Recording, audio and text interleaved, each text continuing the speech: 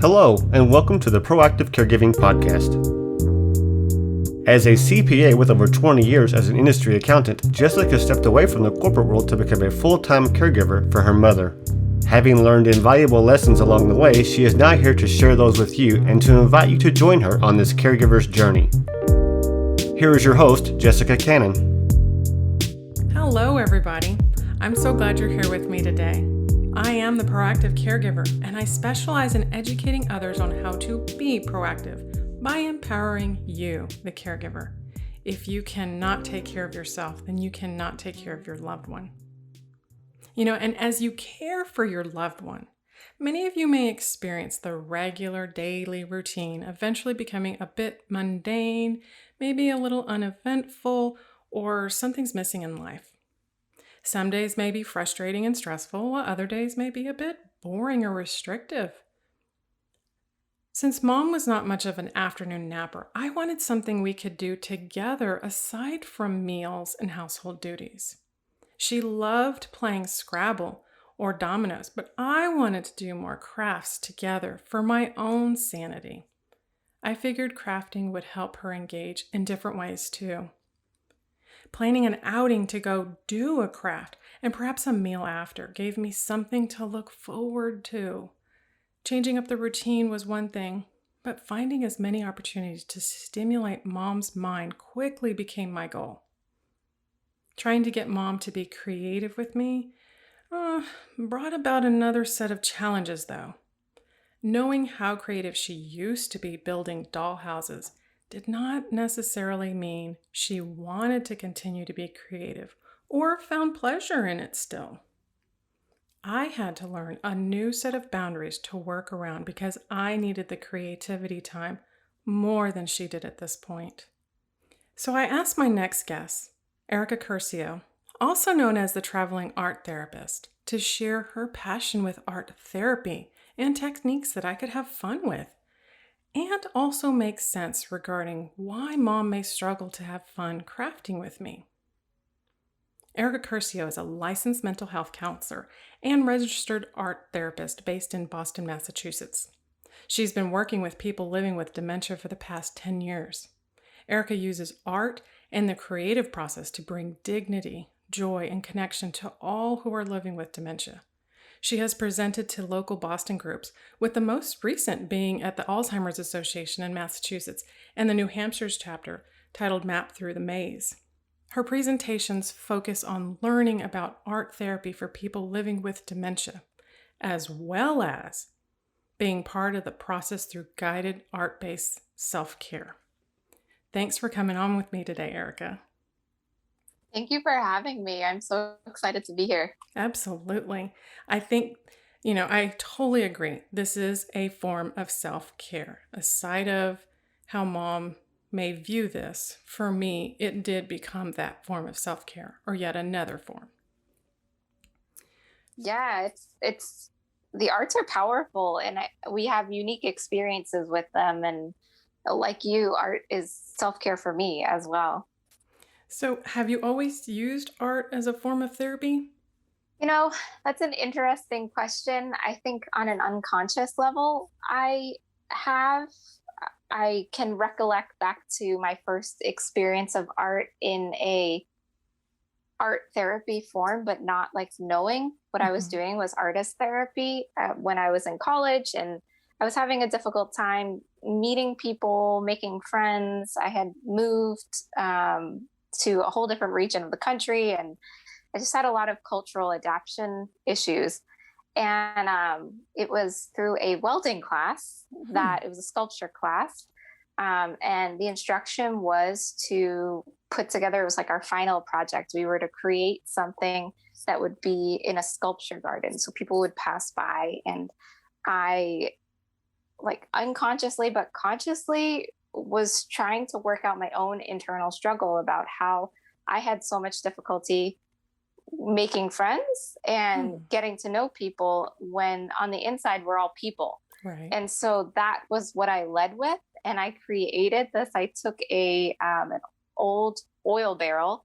I cut the top out of it and I created scenes inside of it, then put that inside and and cut holes into the barrels. And if you walked past it, it was just a barrel. It was upside down. It looked like it was closed. But if you took a moment to just look at it, take a second look, you'd notice that you can look into it. And I had made, like, I took doorbells and I made lights inside of it so you could see different scenes. And I look back at that, and I think that that was my first real memory, recollection, experience of using art as therapy, using art as a way to express what was going on for me at the time, and how healing that was. And I didn't even know it. Right. I bet you didn't even realize that concept. It sounds so cool because it's, to me, right away, I'm thinking the phrase of, stop to smell the roses, but passing that piece of art, you'd have to stop and look a little bit closer and see there's more depth to it. There's more inside. And that's almost like the same thing for all of us. We have to stop and actually look inside every now and again and see something different, right? Or something more that we wouldn't have seen before. Yes, definitely. And that was the whole thing. And that was what I was struggling with. And I felt like people weren't getting to know me on another level. Yeah, it's just so interesting to look back and be like, wow, right. I did that. I was working through something. I was using art to work through something. So then it sounds like art came first, and then I guess you went towards the mental health studies after? No, I actually was in my bachelor's. I was getting a bachelor's of interior design, and I minored in fine art. So it was part of my fine art elective that I took. And then I graduated, took several years to try and find myself in the world, and found myself through cake decorating. And I found this book. It's called 5. I recommend it to anybody at any point of your life. It's Where Will You Be 5 years from today? Oh, interesting. And yeah, I feel like the book found me because it was like, okay, what are you going to do next? Yes. You're not doing interior design. Right. Here, you need to fill this out. And what it does is it asks you questions around setting goals and where are you going to be in 5 years without actually asking you where are you going to be in 5 years. And there was a page and it said, what do you like to do? And I said, I wrote art and helping people. And it was like the page came alive and I was like, oh, I think I need to be an art therapist. I had no idea what an art therapist was. I didn't know what they did, but I was like, art and therapy. That's what the paper's telling me. So I did my research and then I went to Lesley University. I moved to Boston and the rest is history. Wow. That was definitely that universal nudge, because that question is one of those questions that I know I dreaded every interview I've ever been to because I wasn't thinking that far in advance, but I knew I had to have an answer prepared for that question. Where do I see myself in 5 years? I don't know. Life could take me in all kinds of directions.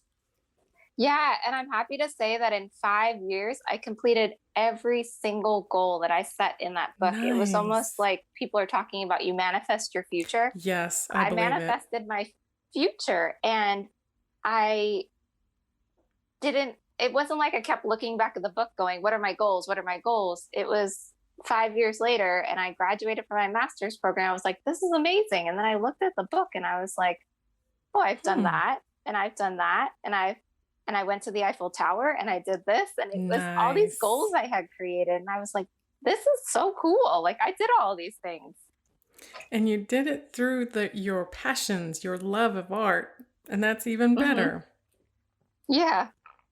So then how did you approach, a lot of times when you're, just like you said, the book came in and I feel like one of those little universal nudges, the combination between art and mental health.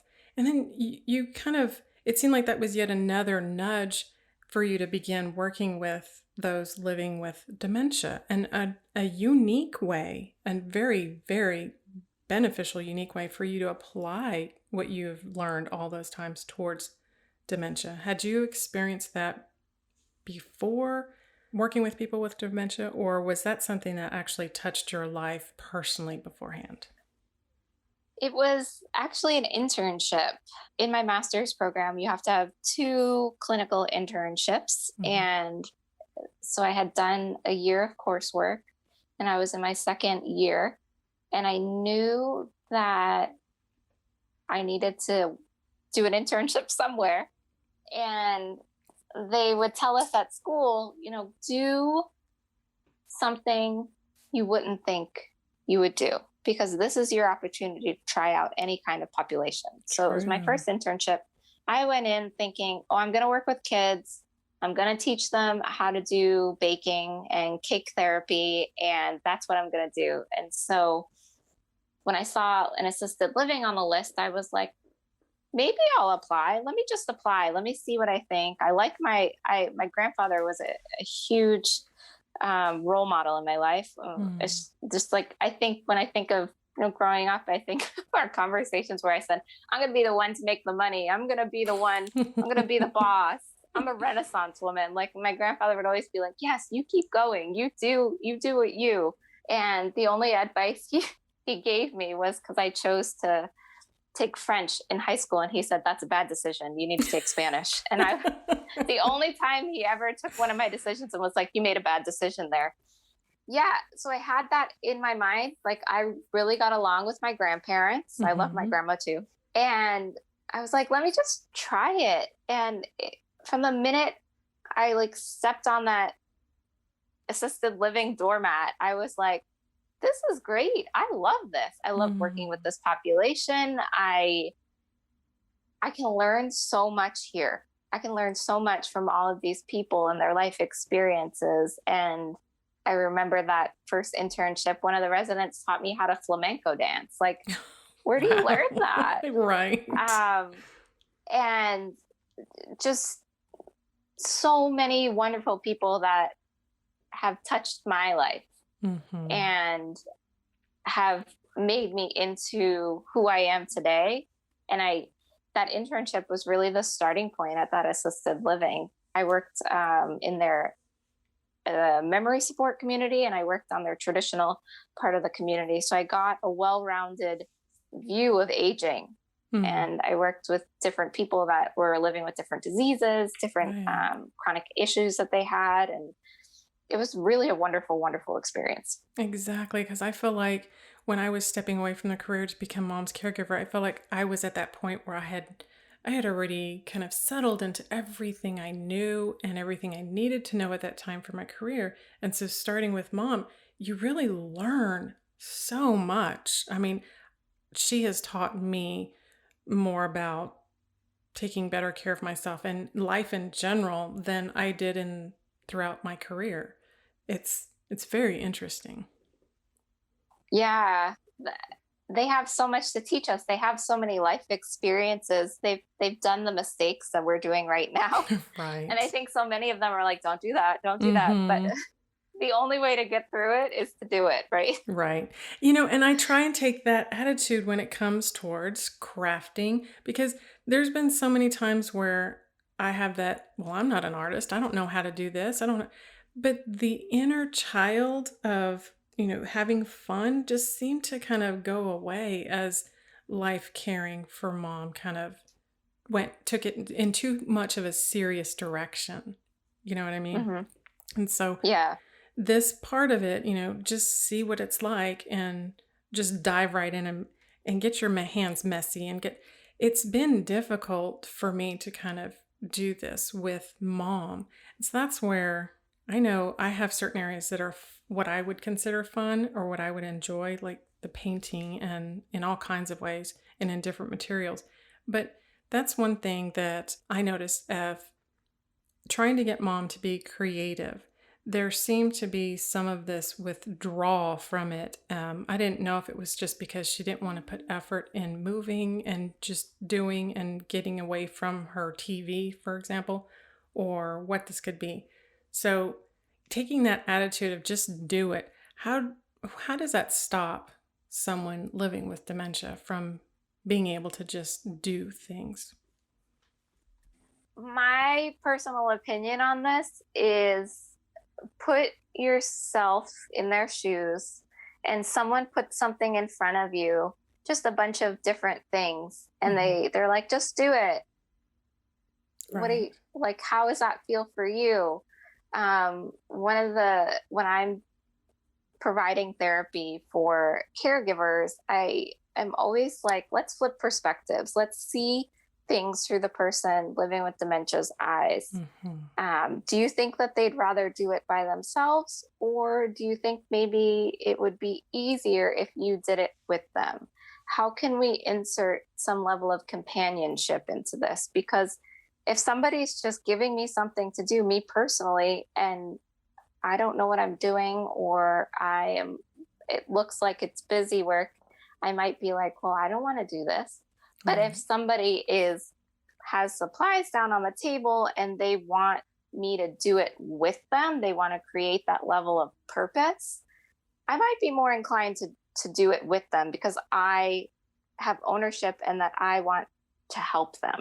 I want to assist this person. So I think it's taking it from a singular person point of view to how can we do this together? And then in that level of together, you get to see the capabilities that this person still has. So you'll see the capabilities that your mom still has. I'm just thinking one thing is a lot of people run away from scissors. And I think so many people with dementia can use scissors. They just need that extra level of support. So maybe it's you draw the line really thick of where they have to cut. Or you, as the care partner, you hold the paper for them and you let them try. I think it's so easy for us to be like, well, I'll just do it. But if you're there and you're cheering them on and saying, you've got it, you can do it, maybe up a little more, or just there being a cheerleader to help and support them. And then after they do it, they feel so good. They feel so in control. And when I feel in control, I feel confident. Right. And so I think reshaping it from an individual task to a let's do this together. Can you help me? I like that. Yeah, and that's where I know I made my mistakes there, because as a kid, you could have a table prepared and they have their blank slates to work on, and they see the little containers that have either paint, or they have the brushes and markers and scissors and crayons, and they have stuff and they have their imagination where they know what they want to create. And so so many times that we compare our loved ones, eventually we start comparing our loved ones with living with dementia as a certain age. They're at age as a teenager. They're acting like a young child. They're acting like a toddler.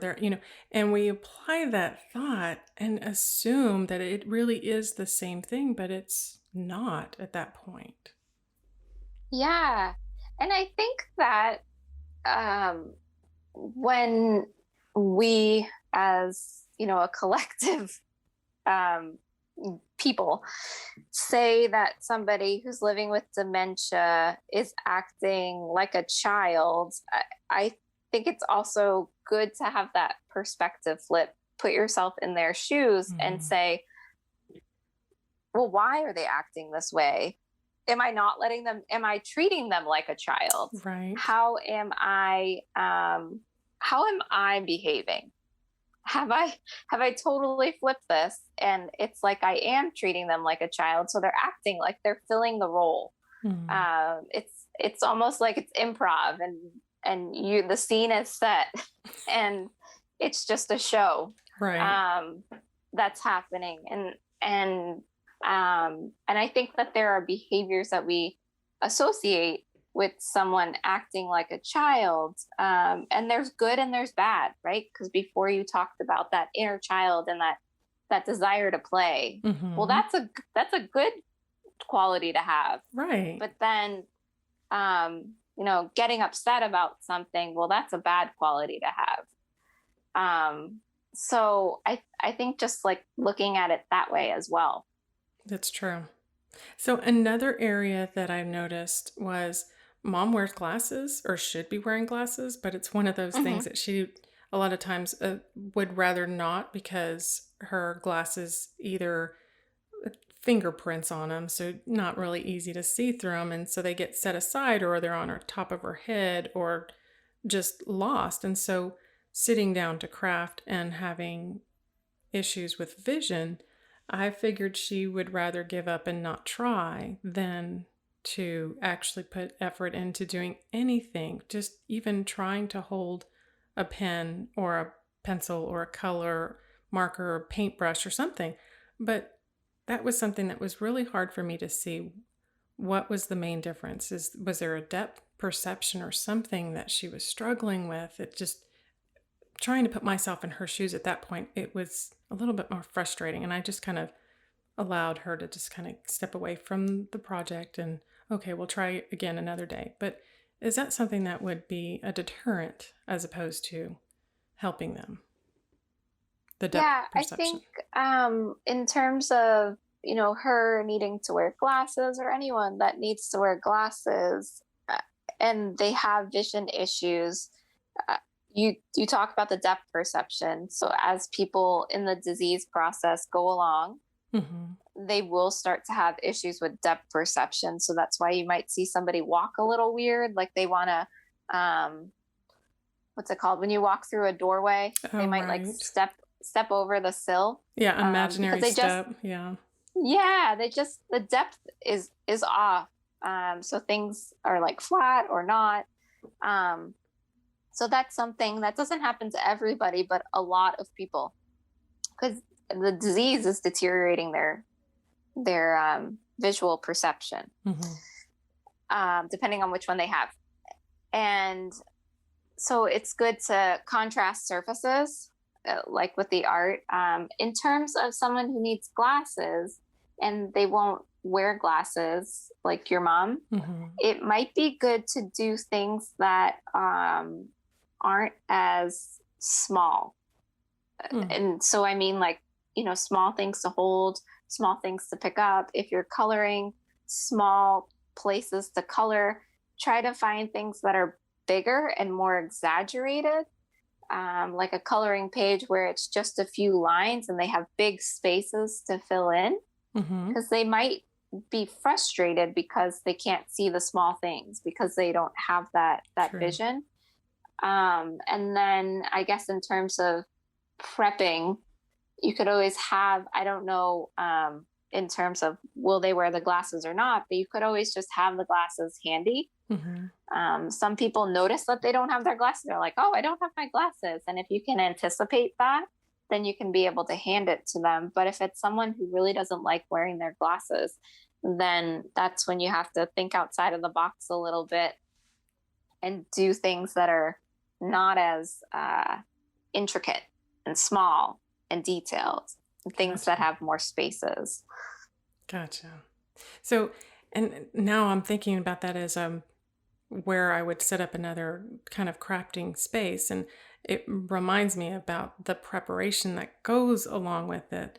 So, how do you scene prep for them so that it's kind of an inviting scene for them to step into and see that, oh, this is a place that I can have fun. We're going to create, or we're going to just not be in this rigid structure. We can actually create. Yeah, I think that depending on what you're doing, it's going to look a little different. But I love brown craft paper. You just buy a roll and I put that down on the surface. And let's say I'm using canvas and paint. This is my example. You don't have to do it this way. But the craft paper is down. I have the canvas ready to go, just Mhm. flat on the surface. And then I have pre-selected, maybe depending on the person, 3 or 4 different colors that they can choose from that are in the tubes. I have little containers that on the side that the paint can go into. Mm-hmm. And I'm trying to think if there's anything else. And then I also have 2 foam brushes. Hmm. And then that's what that person's going to use as a paintbrush. I like foam brushes because they actually grab more paint Mm-hmm. and they're easier to glide across the surface. And so that would be set up in such a way that when they arrive, they have an idea of what they're doing, but all the choices are not made already for them. Right. So you can actually present the canvas on an angle. Mm-hmm.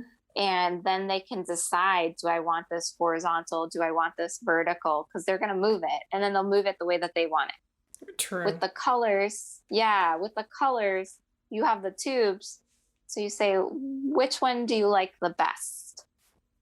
And then they can either say it out loud or they can grab it from the four that you have there.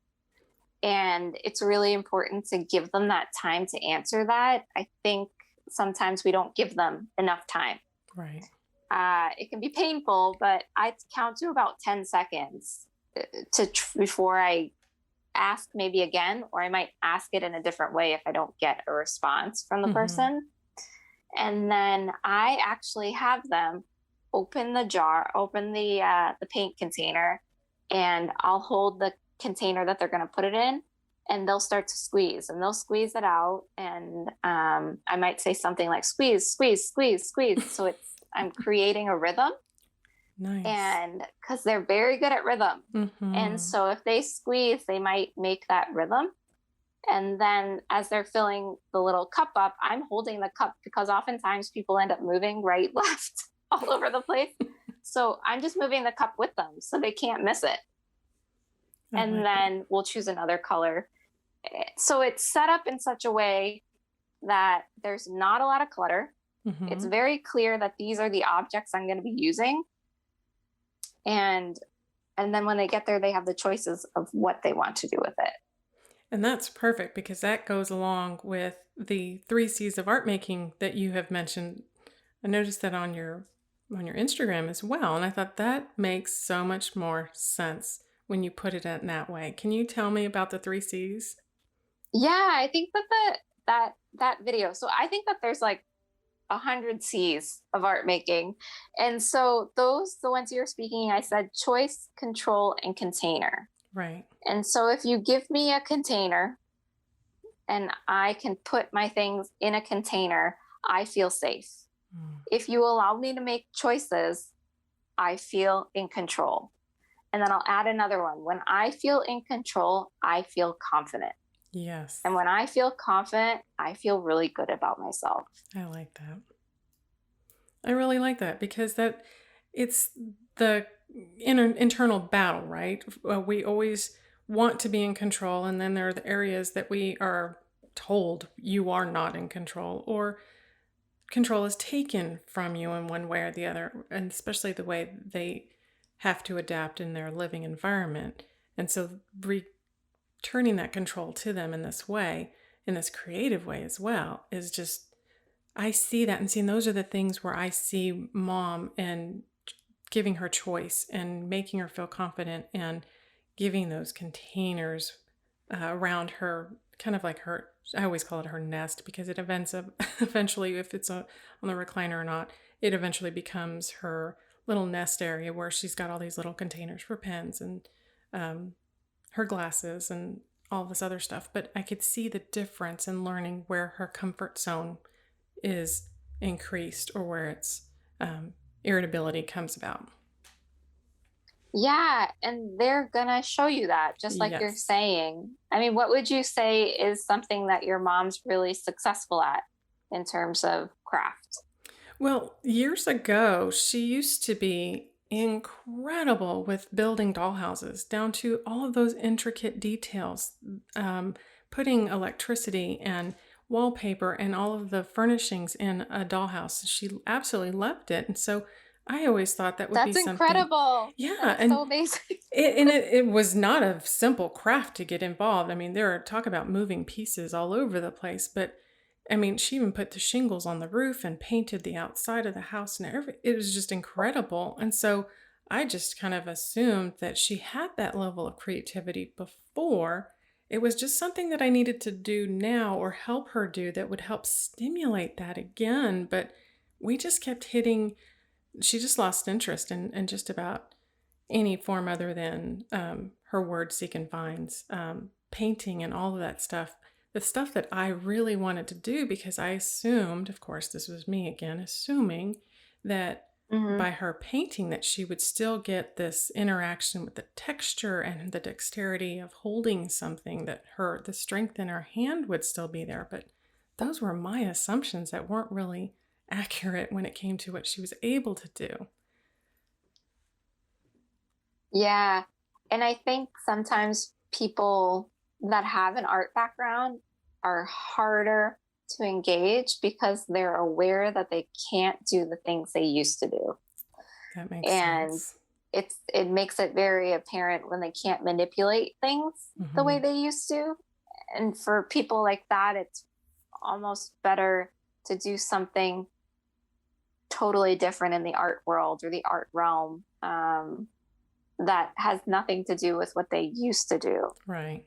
with the thought that maybe through whatever different creative, I'm thinking of clay. Hmm. So if you use clay, and they start creating something out of the clay and moving the clay around and manipulating it, that might spark the creative process or may remind them of feelings that they used to have when they created those doll houses. Maybe not Right.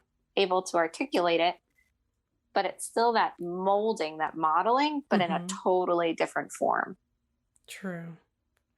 And that's something that it's the question, it's a lot of guesswork trying to figure out what type of technique may help that Yes. stimulation. Yes, I completely agree. And I give all you care partners so much credit because, Hmm.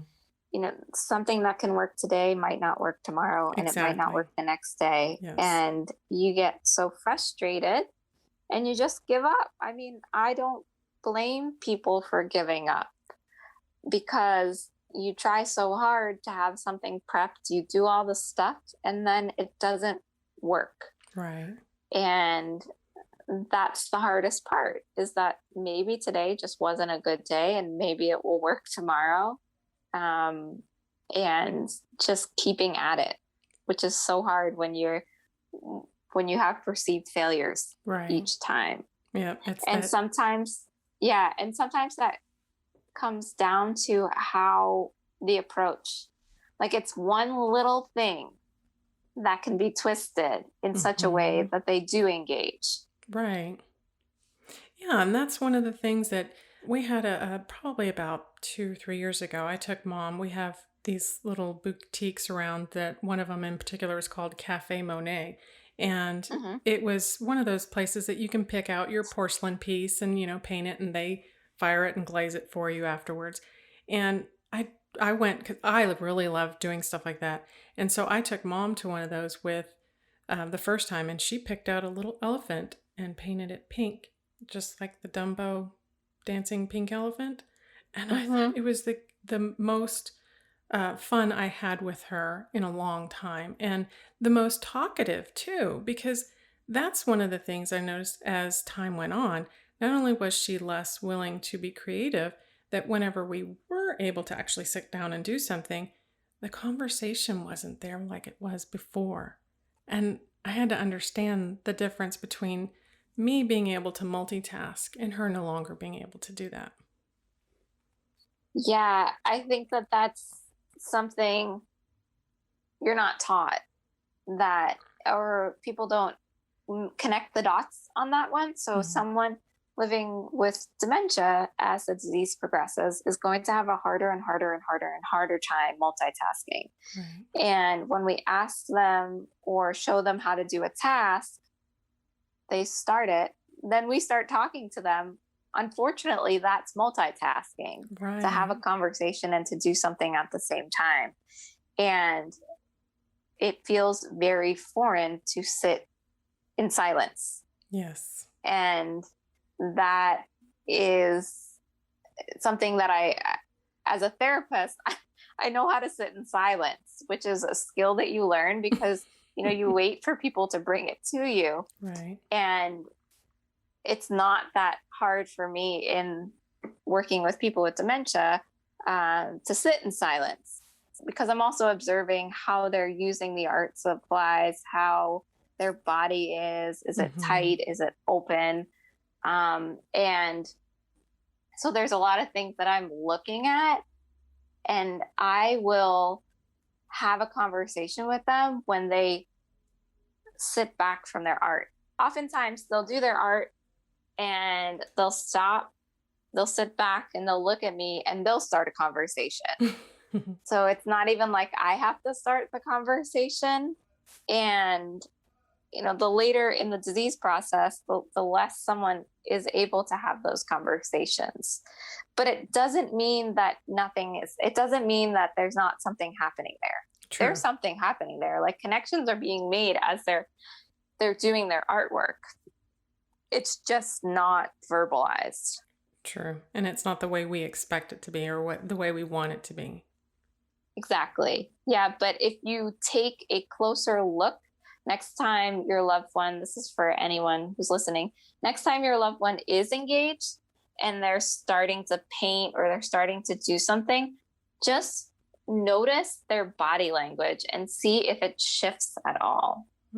I've worked with some people living with aphasia. So that is like loss of word, really having a lot of word finding issues. Maybe somebody can't even use words anymore and they just use like the rhythm of dut, dut, dut, dut, like that's how they speak. Creating art allowed them afterwards and during to give me full sentences. So for me to sit next to someone and not be able to have a conversation with them, and then they look up and they go, "So where are you from?" And it always surprises me. But I know that the arts are so powerful. Yeah. And that something's happening, even though we can't see it. It's happening inside of them. Absolutely. There's their brain is firing in a different way than it wouldn't have if they were just watching TV. Exactly. Exactly. Because most of the time when they're watching TV, they actually have no idea what's going on. Right. Because people are speaking too fast. They can't hear them. They can't get the plot line because they can't reason. Right. And so a lot of the time in front of the TV, that's why people fall asleep. They're bored and they lose that attention span. Yes, that also.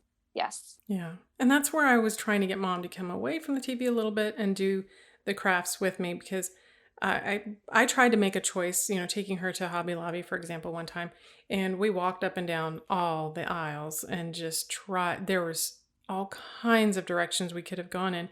And then, of course, after the fact, nothing seemed to spark her interest. And I thought, well, how in the world? There's like several thousand things in here. And then I realized, oh, this is like when I asked her in the morning to get dressed. Do you want this color? Do you want this color? If I give too many options, then it's just cancel it all. And so I realized. Yes, and that's so good of you to like have that realization.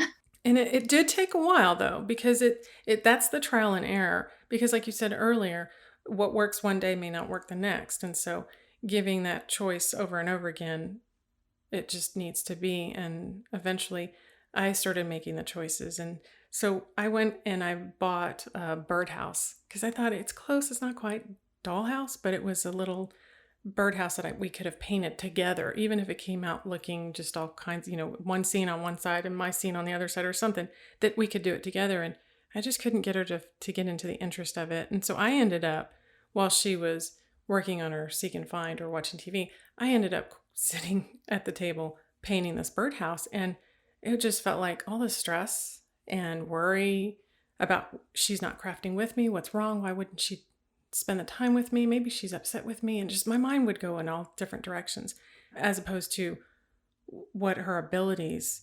Maybe this day she can't for some reason. Maybe she didn't sleep as well, so her focus isn't there, or whatever the scenario could be. But I ended up painting and feeling just so much more relaxed and enjoying it to where I wanted to do it more often. Yeah. You felt it. It's like once you put yourself in the situation to like do art and just let it take over, you feel good. It's a very powerful feeling. Yeah. And as an art therapist and giving people, so if I do a self-care workshop, in the back of my mind, I am thinking like, I hope they're getting it. I hope they're getting it. And at the end, when everybody processes their art, it's like they got it. They got it in their own unique way. Exactly. The art always does it. Like I don't need to do anything other than start it. Well, and one of the things I love that you started and you showed on yet another quick video was painter's tape. I was so impressed with that because it was a technique. I've used painter's tape, but that's because I was painting a wall and trying to be mindful of the door jambs and that kind of thing. But watching you use it in this different way was like mind blowing because I thought, oh my gosh, for the sharp edges or creating defined borders. And it made me want to pull out the paints and the painter tape all over again just to try it myself. Yeah. And that is just the technique as being an artist and taking art classes. And I took a watercolor class, and we always tape our stuff down, and it translates so well for people living with dementia to get them a clear border or boundary. One thing that I have noticed is that sometimes people don't want to take the tape off because the tape has become part of the artwork. And I want to take the tape off, but I have to remind myself, you know what? This person doesn't want to remove the tape. That's part of their artwork, and it's going to stay regardless of how I feel about this. It's art to them, not just a tool. Yeah, because if you think about it, it's been sitting there, right? And they've been creating around it on purpose because they're making their selections based off of this blue painter's tape. And it's their sounding board or their local kind of focal point. Yeah, and it's got the texture and it's different from whatever else they're using. So I can't blame them for wanting to keep it on there. That's but awesome. For the ones that are like, okay, we'll take it off, they're always like, whoa, what just happened? There's all this white now. Yeah. And that's why I loved it, because there were the shapes and sizes that if I didn't get a ruler out and make it, very sharp edges, it doesn't look the same to me. And it's that then I get discouraged because I will say I'm not an artist, but I'm not that kind of artist. I'm learning the difference. Yeah. Oh, this is great. It also allows, as someone using it in self-care, it allows for control. It gives me control. It gives me a clear boundary. And when I take it off, it's clean. It's not messy. And so if you like clean, clear boundaries and edges, it's perfect. Yes, and I do. And it's just, Me too. Fun and creative, but not, I like to get messy too. I like the finger paints as well, but there's other times where I want it very defined, and that's just that control factor coming through, I guess. Yes.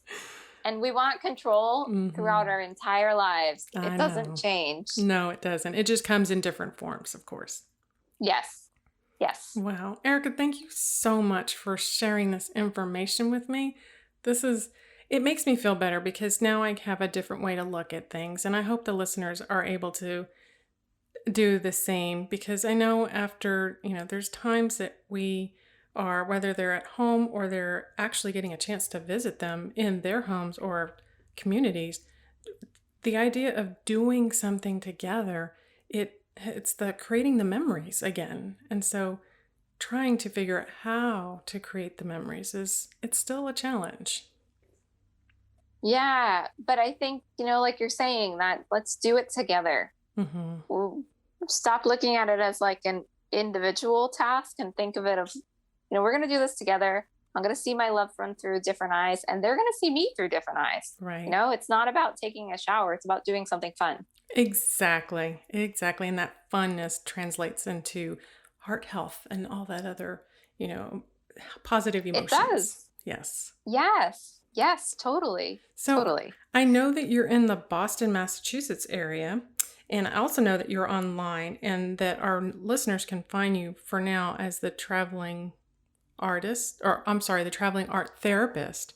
But how can they find you or reach out to you if they want to actually do some sort of a virtual session with you? Sure. So virtual art therapy, regardless of where you are in the world, you can go to my website, which is ericacurcio.com, or you can find me on Instagram.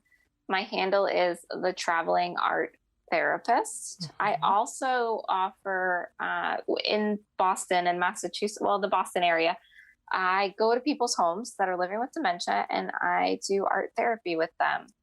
So if you are local to Boston, you can also just go to my website, fill out a form, and I will be in touch. And I also offer one-on-one virtual caregiver counseling in the state of Massachusetts. That's awesome. So quite a few things. Yes. But you can just go to my website, Google Erica Curcio and art therapy. You'll be able to find me. And Curcio, that's Curcio? Yeah. Gotcha. Wanted to make sure. Yes. Thank you for joining in and listening with us today. I really appreciate the time that you gave us, Erica. This is going to be so beneficial for everyone. I just know it. Thank you for having me. Absolutely. Yes. Thank you for coming on. I really appreciate it. You can find more about this topic on the blog at jessicalazellcannon.com. I hope this gave you more food for thought. And until next time, be proactive. Take care, everybody. Thank you for joining us today. We really hope you've enjoyed this episode. To learn more about proactive caregiving and to hear other episodes of this podcast, please visit www.jessicalazellcannon.com. This podcast is produced by Cannon Light Media, LLC, www.cannonlightmedia.com. Music provided by Chris Paradise.